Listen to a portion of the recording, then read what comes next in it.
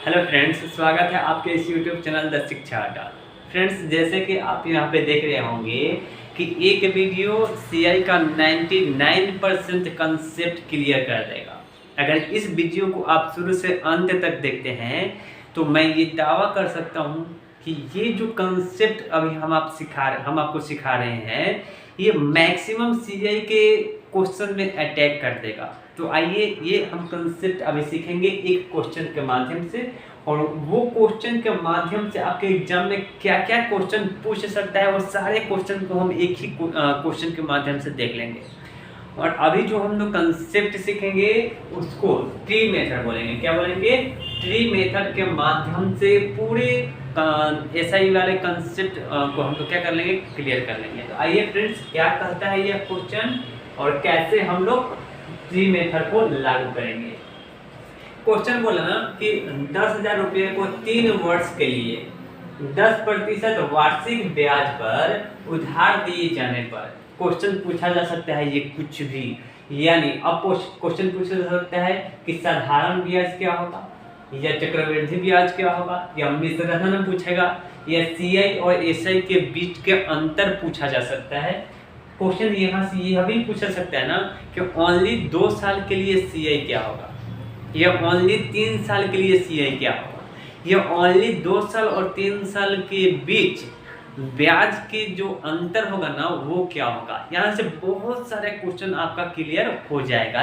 ये देखिए, तो सर ट्री मेथड क्या कहता है? तो ट्री मेथड देखिए, ये आपका जो है ना वो आपको क्या है, रेट है, यानी आर का जो वैल्यू दिया गया है वो 10%।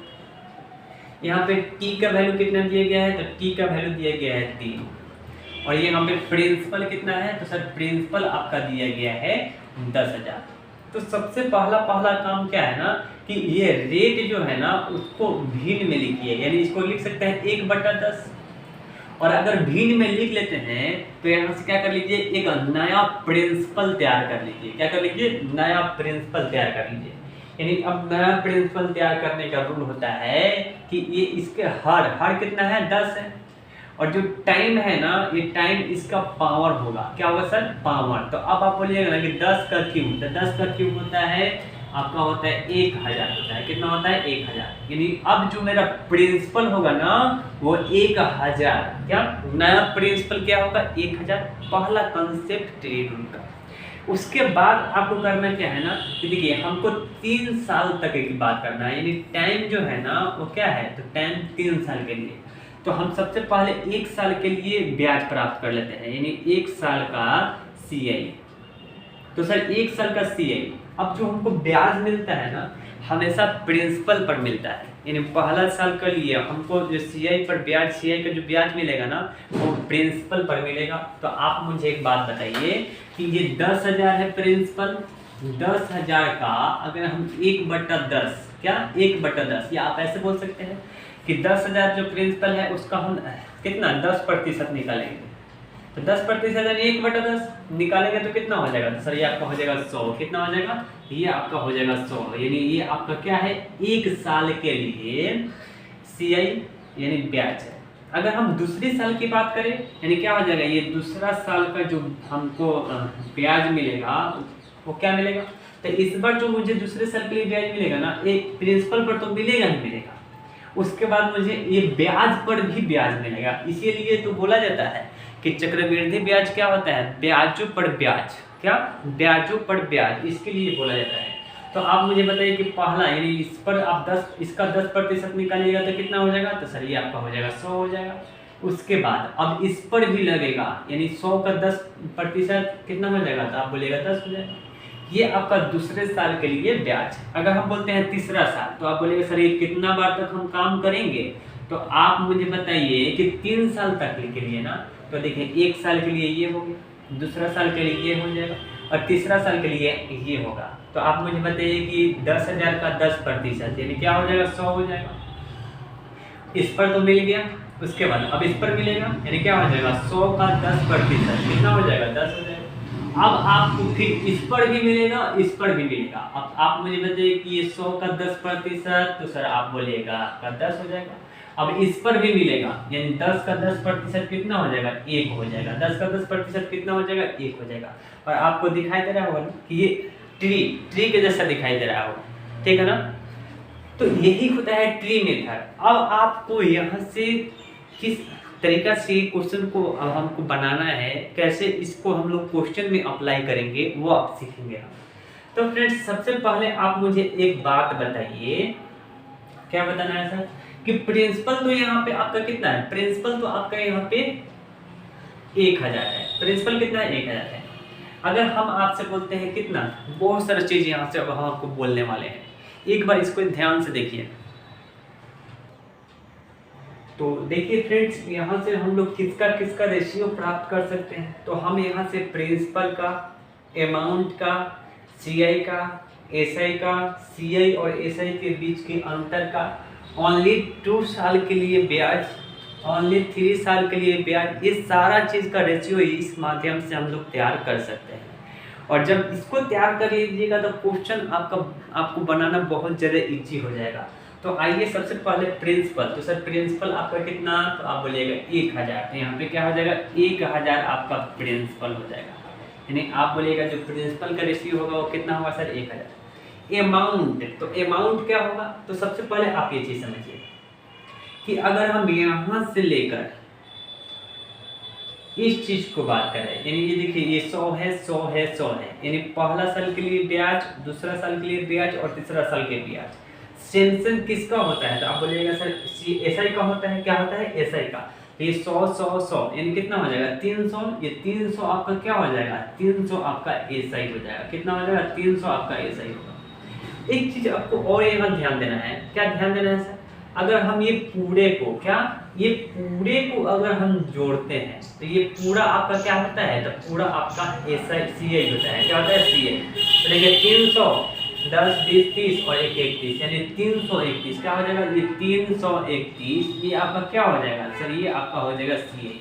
यानी ये आपका पूरा जो है ना वो आपका होता है सीआई, ये जो होता है ना वो एसआई, और ये जो बाकी बच जाता है ना वो क्या होता है, तो ये आपका होता है सीआई और एसआई के बीच का अंतर। तो क्या होगा, 10, 10, 20, 10, 30 और 1, 31, यानी क्या हो जाएगा सर, ये आपका 31 जो होगा ना वो सीआई और एसआई के बीच का अंतर। वैसे भी आप समझ सकते हैं कि पूरा सीआई है 331 और ये एसआई है 300, यानी 331 में से 300 घटाइएगा तो कितना हो जाएगा, 31 होगा, यानी सीआई और एसआई के बीच का अंतर ये होता है।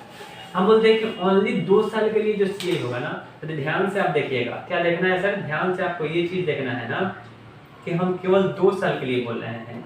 तो जो 2 साल का जो सीआई होगा ना वो आपका ये होगा, ये आपका 2 साल के लिए सीआई होगा। ये क्या होगा, ये आपका 2 साल के लिए सीआई होगा। तो आप बताइएगा सर ये 100 है और 10 है, 100 है और 10 है, तो कितना हो जाएगा, 110। तो ये आपका केवल 2 साल के लिए जो ब्याज होगा वो आपका 110 होगा। अब बोलिएगा सर 3 साल के लिए, तो 3 साल के लिए ये हो जाएगा, 3 साल के लिए ये हो जाएगा, तो 3 साल के लिए हो जाएगा 100, 10, 10 और 1, यानी क्या हो जाएगा 121। तो ये हो जाएगा 121 जो होगा वो केवल 3 साल के लिए ब्याज होगा, केवल 3 साल के लिए ब्याज होगा। केवल 1 साल के लिए ब्याज बोलते थे कितना होता है, तो 100 हो जाता। ये चीज आपको फ्रेंड्स यहाँ से सब चीज आ जाएगा। अब बात रहा है अमाउंट का, क्या अमाउंट का, तो अमाउंट जो होता है ना वो आपका क्या होता है, तो प्रिंसिपल प्लस ब्याज, प्रिंसिपल प्लस ब्याज। तो प्रिंसिपल 100 है, 1000 है, और ब्याज कितना था, तो ब्याज तो सर 331 था।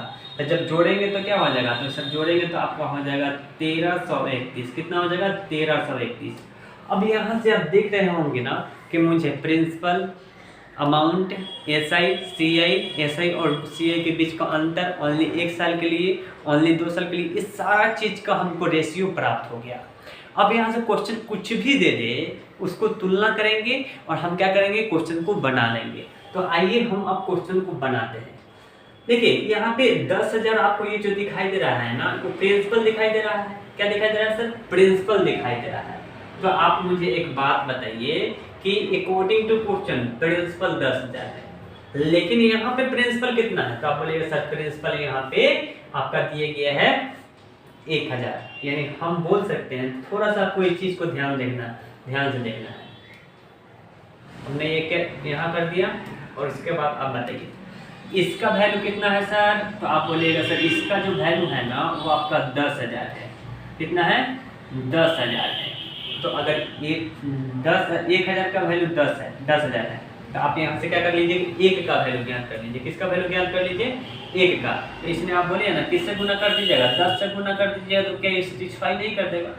अब हमको अमाउंट की बात करना है ना, अमाउंट निकालना रहेगा, तो इसमें अगर 10 से गुना करेंगे, अगर हमको अमाउंट निकालना रहेगा तो क्या होगा? 1331 में 10 से गुना करेंगे तो क्या हो जाएगा? 13,310। ये आपका क्या हो जाएगा? तो ये आपका अमाउंट होगा, यानी इसका राइट, ये इसका वैल्यू कितना हो जाएगा सर? ये हो जाएगा 13,310। अब बोलते हैं कि CI और SI के बीच का अंतर चाहिए। क्या? CI और SI के बीच का अंतर चाहिए। यानी यहाँ पे 31 है, इसमें अगर हम 10 से गुना करेंगे, कैसे गुना करेंगे? 10 से गुना करेंगे तो क्या हो जाएगा? 300 आपका कितना हो जाएगा सर? तो 300 आपका 10 होगा, यानी इसका राइट आंसर CI और SI के बीच का जो अंतर होगा ना वो आपका हो जाएगा 300 कितना होगा फ्रेंड? तो 300 आपका 10 हो जाएगा। ये भी निकल गया, ये भी निकल गया। अब बात करिएगा साधारण ब्याज निकालने के लिए, तो आप इसमें किससे गुना करिएगा? तो आप बोलिएगा सर 10 से गुना करेंगे। किससे गुना करेंगे? 10 से, यानी कितना हो जाएगा? ये आपका हो जाएगा 3,000। कितना होगा फ्रेंड्स? 3,000। ये आपका हो जाएगा 3,000। यानी हम क्या निकाल दिए? साधारण ब्याज निकाल दिए। अब हमको क्या निकालना है? चक्रवृद्धि ब्याज निकालना है। तो अगर चक्रवृद्धि ब्याज निकालना है तो इसमें हम किससे गुना कर देंगे? तो सर इसमें हम 10 से गुना करेंगे तो मेरा क्या निकल जाएगा? चक्रवृद्धि ब्याज निकल जाएगा। यानी कितना हो जाएगा? 3,310, यानी 3,310। क्या हो जाएगा? 3,310 क्या होगा फ्रेंड्स? तो ये आपका चक्रवृद्धि ब्याज होगा। अब यहाँ से और क्वेश्चन क्या पूछा जा सकता है? तो क्वेश्चन यहाँ पे पूछा गया है ना कि ओनली 2 साल के लिए ब्याज के, क्या केवल 2 साल के लिए ब्याज पूछ रहा है, तो केवल 2 साल के लिए जो ब्याज है वो क्या है? तो सर वो आपका है 110। तो इसमें अगर हम क्या करेंगे? 10 से गुना करेंगे तो क्या हो जाएगा? ये आपका हो जाएगा 1100। कितना हो जाएगा सर? 1100। इसका राइट आंसर क्या हो जाएगा? यहाँ पे 1100।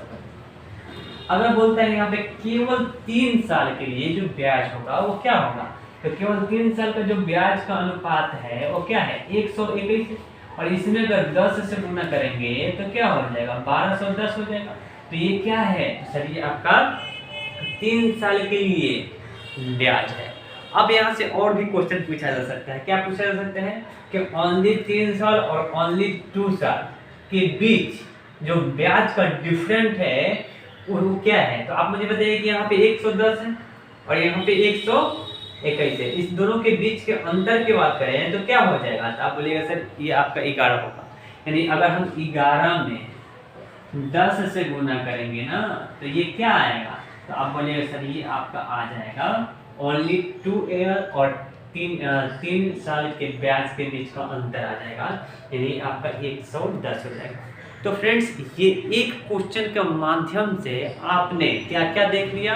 तो आपने चक्रवृद्धि ब्याज कैसे निकाला जा सकता है, साधारण ब्याज कैसे निकाला जा सकता है, निस्र्धन कैसे निकाला जा सकता है, उसके बाद CI और SI के बीच का अंतर कैसे निकाला जा सकता है, उसके बाद केवल 2 साल का ब्याज कैसे निकाला जा सकता है, केवल 3 साल के ब्याज कैसे निकाला जा सकता है, केवल 2 और 3 साल के बीच के अंतर का ब्याज कैसे निकाला जा सकता है, ये सब देख लीजिए। यहाँ से एक चीज को और आप देख सकते हैं। क्या देख सकते हैं?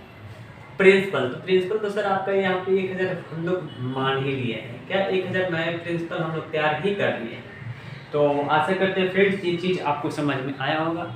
और देखिए यहाँ से ये मेथड को अगर लागू करिएगा ना तो CI में 99% 90% से भी ज़्यादा बहुत जगह ये यूज हो जाएगा। अब आपको मन में ये चीज़ आ रहा होगा कि सर अगर रेट निकलना होगा या टाइम निकलना होगा तो क्या ये कंसेप्ट लगेगा? बिल्कुल लगेगा। क्या? बिल्कुल लगेगा। उसके लिए आपको टेंशन नहीं लेना है। हम इसके बाद एक लेक्चर और लेके आएंगे, उसमें हम आपको सिखाएंगे कि टाइम, क्या सर टाइम और रेट निकालने के लिए इसको कैसे यूज करेंगे। उसके बाद कुछ स्पेशल क्वेश्चन होता है और कुछ स्पेशल केस होता है जो इसको हम लोग लागू नहीं करेंगे और इसके लागू करने की इसको लागू ये होगा ही नहीं उस क्वेश्चन में। तो जब नहीं होगा तो वो किसको हमको पढ़ना पड़ेगा, वो कंसेप्ट को पढ़ना पड़ेगा, ठीक है ना। तो उस चीज़ को हम लोग एक नए वीडियो में लेके आएंगे। तब तक ये वीडियो आपको कैसा लगा, एक कमेंट बॉक्स में अपना राय ज़रूर दीजिएगा कि सर यहाँ पे मुझे नहीं समझ में आया या कि मुझे अच्छा लगा। तो चलिए, थैंक यू, अपना पढ़ाई करते रहिए।